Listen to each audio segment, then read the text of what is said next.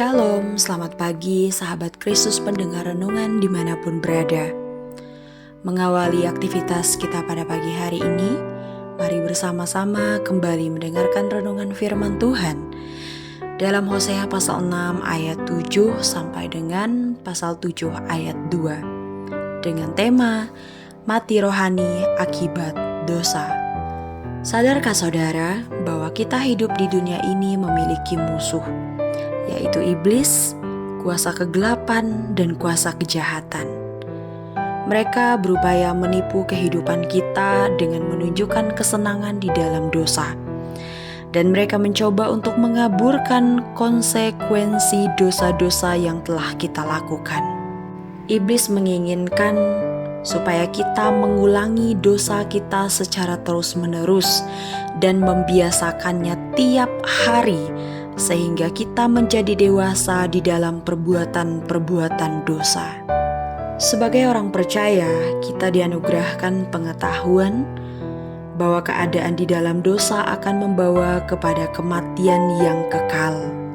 Ketika aspek spiritual, rasional, mental, dan emosional kita telah dikuasai oleh dosa, maka kita secara otomatis akan mengalami kematian rohani.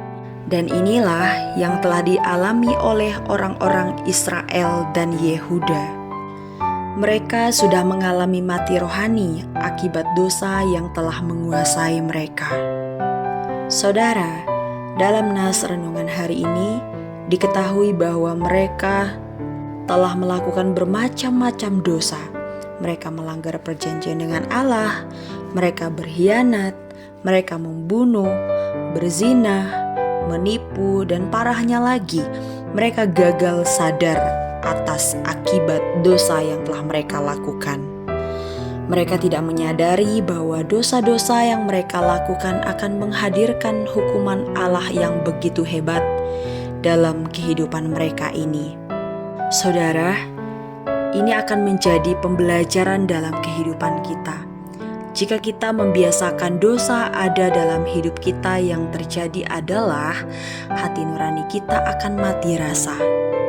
Kita terbiasa berbuat dosa dan bahkan sama sekali tidak merasa bersalah atas pelanggaran yang kita lakukan. Baik itu menyakiti hati Tuhan dan juga menyakiti hati sesama. Oleh sebab itu, mari kita bersama menyadari dosa-dosa yang telah kita lakukan. Mari mendengar ajakan pertobatan dan meresponi kehidupan ini dengan kesetiaan dan kebenaran kepada firman Tuhan. Dan percayalah, apabila kita hidup taat dan setia, Tuhan juga yang akan memberkati seluruh kehidupan kita sampai kepada akhir zaman. Amin. Mari kita berdoa. Tuhan Yesus yang baik, kami bersyukur kepadamu buat nafas hidup, kesehatan, kekuatan baru yang telah Tuhan anugerahkan kepada kami pada pagi hari ini, di mana pada hari ini kami akan melakukan aktivitas tugas tanggung jawab dan juga pekerjaan kami. Pada hari ini kami juga telah dibekali dengan mendengarkan pemberitaan firman-Mu melalui renungan pagi ini. Kami berdoa, biarlah Roh Kudus memampukan kami untuk menjadi anak-anak-Mu yang setia dan taat kepada kebenaran firman yang telah Engkau beritakan kepada sekalian kami.